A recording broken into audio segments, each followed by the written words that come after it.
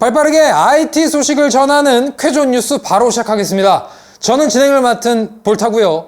반박씨, 여러분 말이 맞습니다. 네, 오늘의 헤드라인, 인텔 CPU 블루스크린 논란. 최근 인텔 13세대와 14세대 그 중에서도 13900K와 14900K 중심으로 블루스크린이 목격되는 일들이 엄청나게 많아졌습니다. 메모리 손상 오류, 메모리 버스 오류, 레인 손상 코드, 별의별 오류 코드와 함께 이 블루스크린 충돌 화면이 나타나는 문제인데, 대체 어떤 사태인지, 무엇이 원인인지 자세하게 조사를 진행해봤어요.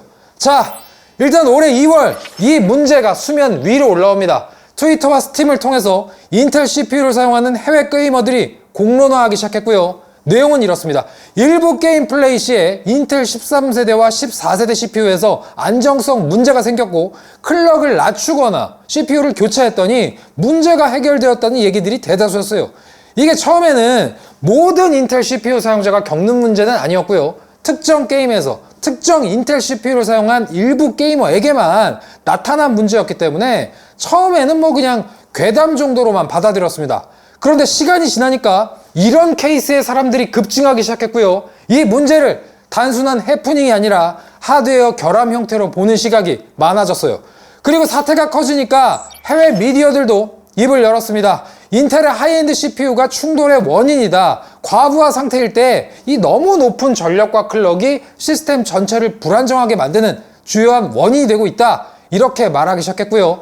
DX12 게임들, 그리고 얼리얼 엔진이 사용된 게임들에서 그 양상이 두드러지고 있다. 이렇게 구체화되게 됩니다. 그리고 심지어 에픽게임즈 사업부는 인텔 CPU만 충돌 보고가 급증하니까 따로 조사를 하더니 아예 딱 꼬집어서 이거 인텔 문제 맞다, 하드웨어 결함이다 라고 못을 박아버렸어요. 그런데 이거 알고 보면요, 올해 초에만 나타난 문제도 아닙니다. 이미 작년에 랩넌트2를 배급했던 기어박스가 인텔 13세대 사용 시 이 비디오 메모리 부족 메시지와 함께 블루스크린이 뜨는 문제에 대해서 고지를 했었고요. 이때도 혹시 오버가 되어 있으면 풀고 쓰거나 코어 배수를 낮춰서, 한마디로 클럭 낮춰서 게임해라, 이렇게 가이드까지 준 적도 있어요. 자, 정리하자면 이렇습니다. 결국 이번 문제는 몇 가지 공통점이 있어요. 인텔의 13세대, 14세대 그 중에서도 클럭이 다소 높게 세팅되어 있는 13900K와 14900K에 편중되어 있습니다. 문제가 나타나는 것도 비슷한 게요, 마치 오버클럭 안정화 실패처럼 오류 코드와 함께 블루스크린이 뜨고 있고요. 그리고 문제 해결책마저도 다 똑같습니다. 클럭을 낮춰서 써라, 바이오스에서 그 코어 배수 설정 내려서 써라, 이게 공통된 가이드였어요. 아니 근데 높은 부스트 클럭이 인텔 i9 CPU 사는 이유 아닙니까? 솔직히 말해서 인텔 CPU는 그 맛에 쓰는 거 아니에요? 그런데 그걸 낮춰서 쓰는 게 해결책이라는 게 좀 어이가 없습니다. 자동차로 치면요, 3.0 터보로 나온 차라고 해서 샀는데 이거 지금 2.4 터보로 낮춰서 써야 문제가 없다는 소리예요. 인텔이 지금 라이젠 상대한답시고 세대가 바뀔 때마다 막 클럭 차력쇼를 하고 있는데, 이게 알고 보니까 되려 시스템을 불안정하게 한다? 이거는 상품성에 영향을 갈 만한 이슈입니다. 그리고 아마 여러분들이 궁금한 건 그래서 사태의 원인은 뭐냐? 그 지점일 텐데, 여기서부터는 퀘이사정 공식 의견이 아니고요, 제가 추론해본 두 가지 가설이에요. 첫 번째는 인텔의 QC 문제입니다. 자, 문제가 갑작스럽게 커지고 비슷한 케이스가 늘어난 게 언제죠? 올해 2월입니다. 그리고 올해 3월에 뭐가 나왔죠? 더 높은 클럭을 지원하는 14900KS가 나왔죠. 쉽게 말해서 14900KS의 이 전압 특성이 좋은 그런 칩들이 우선 배정되면서 이 제품 출시 이전부터 14900K 공급 라인 쪽 QC에 문제가 생긴 게 아닌가 의심스럽다는 거죠. 이걸 좀 풀어서 말하자면요, 이 컴퓨터 쪽 부품들은 사실 핸드픽이란 개념이 있습니다. 이 전압 특성에 따라서 분류를 하는 그런 작업들이 있어요. 똑같이 생산이 됐어도 어떤 애는 더 낮은 전압에 더 높은 클럭이 들어가기도 하고, 또 어떤 애는 전압을 더 줘도 평균 클럭조차 불안정한 애들이 있습니다. 이런 게 실리콘 반도체의 묘한 매력 같은 건데, 여러분 잘 생각해 보세요.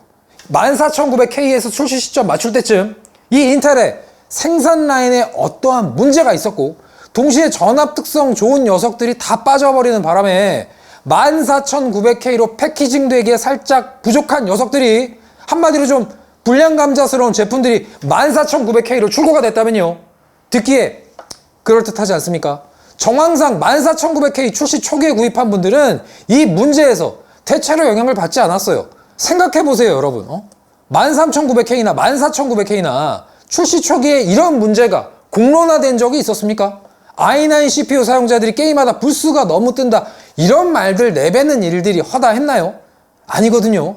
그때는 QC가 상대적으로 깐깐하고 멀쩡했었고 14900KS가 없던 시절이라 따로 끌려가지 않았으니까 그랬던 게 아닌가, 그런 의심이 듭니다. 그리고 반복 강조하지만 이건 퀘이사정 공식 입장이 아니에요. 그냥 정황상 몇 가지 추론일 뿐입니다. 그리고 두 번째, 보드사들의 기본 전압 문제입니다. 인텔은 전력 제한 수치에 대해서 고지를 했고요. 이에 대해 안내를 했지만 보드사들이 상대적으로 더 높은 전압을 그냥 임의로 풀어버리는 바람에 특정 환경에서 불안정한 상태가 되고 말았다, 이런 이야기예요. 사실 보드사의 기본 전압, 이건 매 세대 때마다 나온 이야기입니다. 이게 같은 Z790 보드라고 해도요, 회사마다 이 자동 전압의 폭이 다 달라요.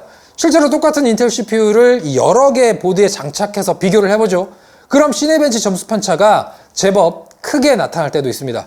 일반적인 소비자 입장에서는 뭐 당연히 더 좋은 보드니까 더 높은 점수가 나오는 거 아니냐, 그렇게 생각하실 수도 있겠지만, 이게 시네벤치처럼 부하 상태가 아주 잠깐 유지되는 툴로는요, 전압이 더 높게 세팅된 보드에서 점수가 더 나올 수는 있어도 게임처럼 장시간 부하 상태가 지속 유지되는 환경에서는 오히려 안정성 문제의 원인이 되기도 하거든요. 더군다나 이번 13세대나 14세대 이 차력쇼라는 이름까지 붙을 정도로 엄청나게 높은 클럭이어서 결국 이걸 감당하려는 보드사들이 기본 전압을 과하게 줄 수밖에 없었고 그게 원인일 것이다, 이런 분석이에요. 자, 뭐가 됐던 인텔 i9 CPU 사용자분들, 특히 작년 하반기나 올해 초에 구입하신 분들은 혹시 이번 뉴스에서 말한 내용처럼 이런 블루 스크린이 최근 많이 뜨신다면요, UEFI 바이오스 화면에서 배수 설정을 살짝 낮춰서 써보시는 걸 추천드리겠습니다. 뭐 사용자 전부가 이런 문제를 겪는 건 아니겠지만 이게 진짜 본인 시스템에서 발생하게 되면 블루 스크린 이거 개빡치거든요. 그리고 진짜 솔직하게 말해서 인텔 최상급 CPU 라이젠보다 높은 클럭 빵빵 터지는 맛에 쓰는 건데 이럴 거면 인텔을 왜 사야 되죠? 가뜩이나 보드 수명도 차이나고 3D 캐시도 없어서 우울해 죽겠는데 말이야. 아니 제조사가 기재한 클럭을 낮춰서 써야 되는 게 그게 해결책이면 배수락 해제 버전을 뭐하러 쓴다는 거예요? 볼타님, 그 쓰시는 13900K는 멀쩡한가요? 뭐 내 CPU? 네, 그거 오버하시고 쓰시는 걸로 아는데. 투코야, 예. 난 유튜브만 봐서 부하가 걸리질 않아. 그럴 거면 오버는 왜 하냐고 그럴 텐데 내 맘이거든?